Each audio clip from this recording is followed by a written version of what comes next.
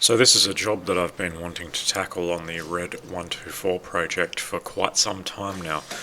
I'm sure it's reasonably common on higher mileage 124s, but have a listen to what this blower motor sounds like.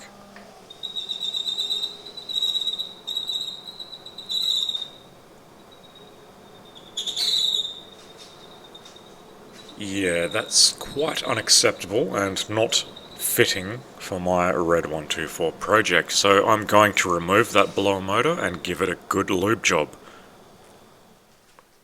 Of course, we have to remove various bits and pieces. That second firewall is already removed in this case. We need to remove the windscreen trims, as well as those gutters left and right, and the housing that the fan sits in, and the wiper motor, of course.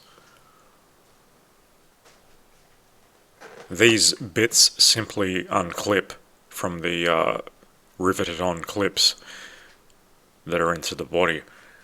And then it's a case of removing the screws in those gutters. There's one on the outside, like that, and one on the inside. And they simply remove.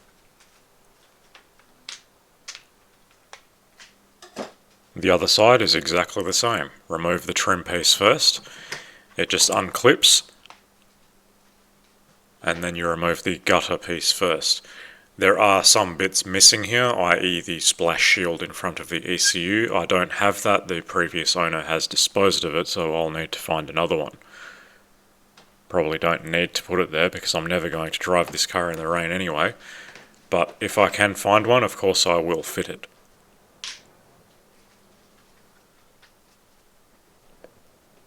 Now, this is particular to the 1990 version 124. I do believe the later version is revised.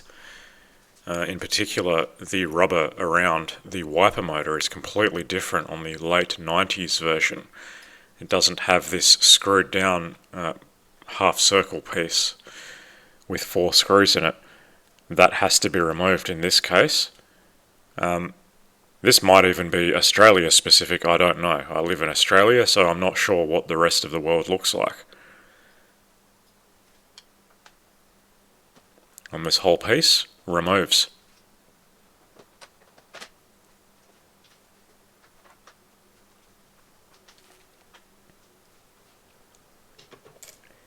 There are 4 nuts securing in the wiper motor. There's 2 on the left hand side with you standing at the front of the car. There's 1 in the middle, and then there's 1 on the right side, and there's also a spring-loaded clip in the bottom middle too. The 2 in the middle are hidden under that rubber strip. You'll notice that that still has the protective waxed paper on the double-sided tape. I never removed that because I knew I would be taking this out again. That's to hold that rubber piece under the wiper in position for when you're going to reinstall it. This clip simply removes with a screwdriver, nice and easy.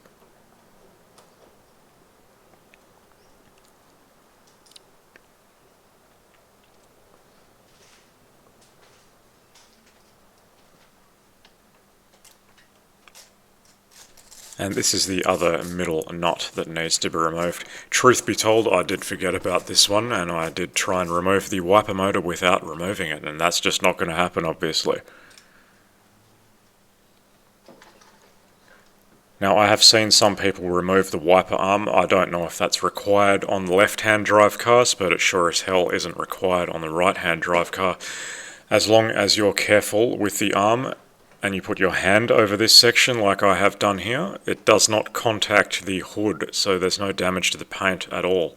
And you can remove it as a complete assembly. So we now have access to that fan cage area. We just have to unclip the stainless steel clips around the edge of that plastic housing. There are 6 around the outside, and there's also 2 on the inside around the actual fan cages, whatever they're called. I did not notice those at first, but they're pretty obvious when the housing simply does not remove. And you want to be very careful with this stuff because these are pop riveted in on the bottom side. And I'd imagine this plastic is kind of brittle at 30 years of age. If you break this, you're in big trouble. Now we have access to our prize, which is this squeaky, almost seized fan motor. You can see me pointing out the clips there. There are 8 in total. And those are the 2 top ones I was talking about. And it should not be that difficult to turn. Positive and negative are simply pulled out from the motor. They are spade terminals.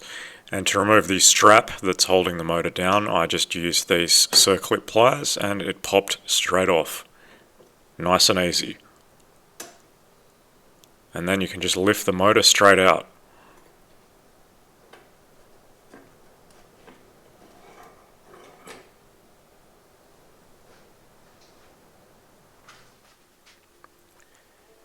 This is probably why the 124 AC evaporator coils end up getting corroded.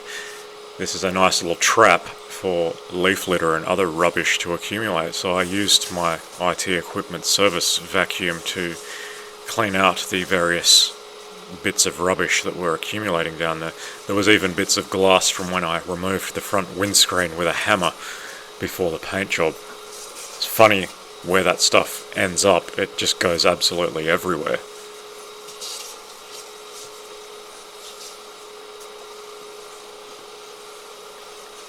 This long skinny nozzle is handy for reaching into tight spaces like around the airbox and below it.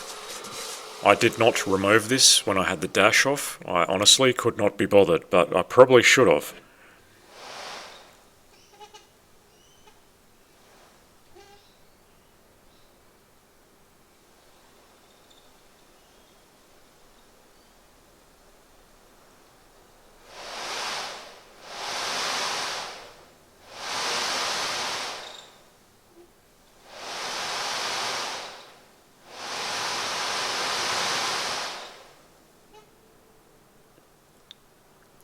Now this motor is effectively seized half of the time. It doesn't even spin up anymore.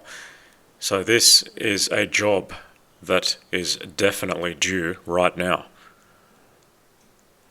It was not even starting to spin again after this test. I thought it was shorted out, but it wasn't. It was actually seized.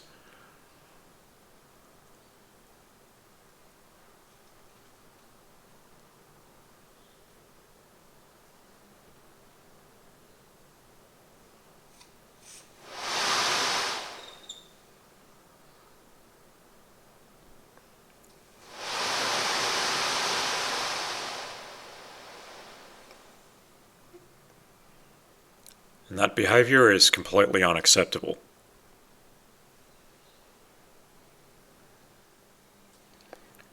So firstly, I decided to clean out the bushings with electrical contact cleaner.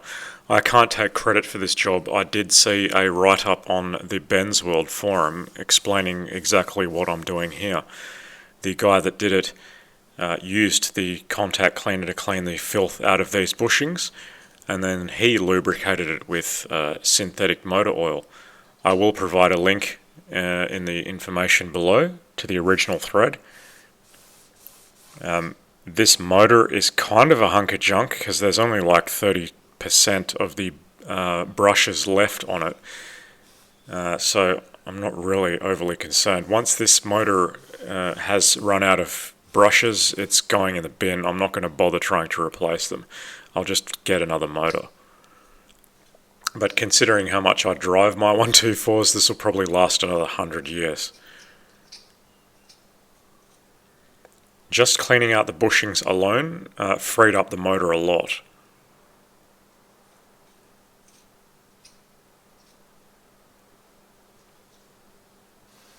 These are not ball bearings, they're just probably phosphor bronze bushings.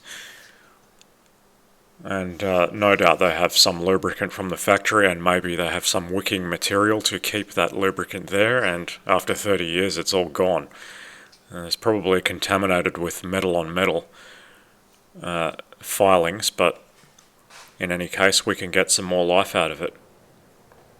you'll notice here that even with no lubricant, it now spins up at 0.9 volts and 2.5 amps.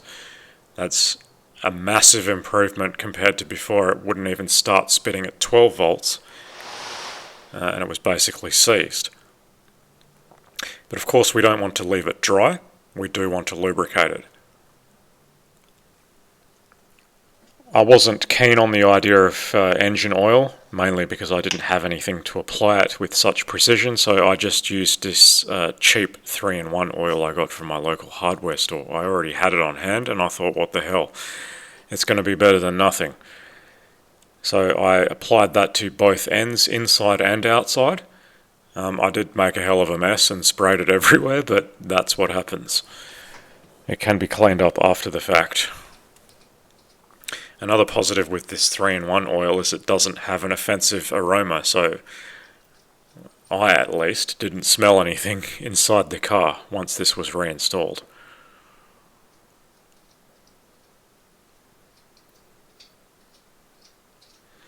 And off camera I did run the motor either side up with the oil pulled in both bushings to wick it in there, but I don't know if it worked or not, but it's moving nice and free now. The only squeaks now are coming from the brushes on the comm bars, or whatever they're called. But it's nice and smooth in operation now, it's not making any noises. And holy crap, that motor produces a lot of torque, it almost wants to rip out of my hands.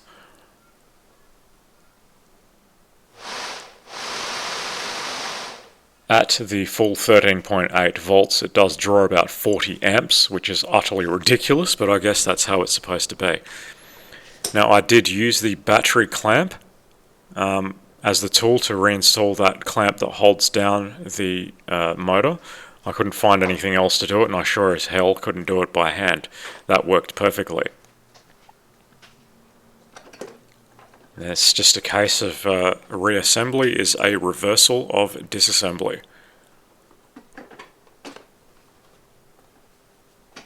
I'm not going to show that because you already saw me take it apart. It's not any different.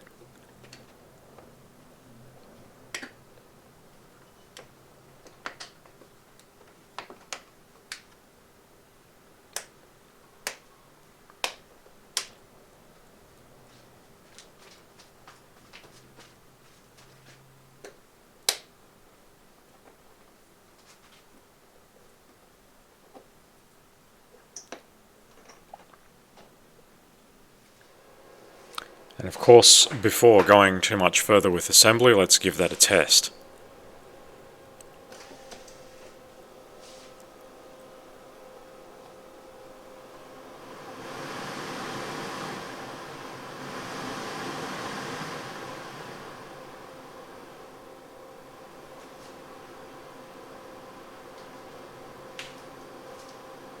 And of course it works magnificently.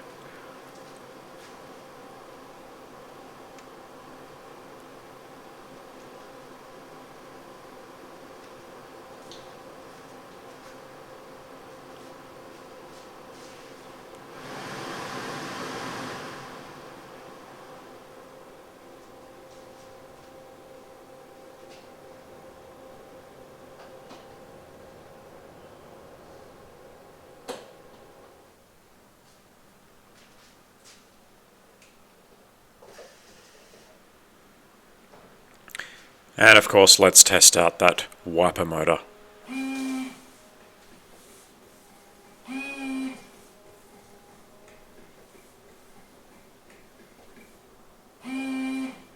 Magnificent. And of course, my washer bottle no longer leaks with its new seals. Red is coming along nicely.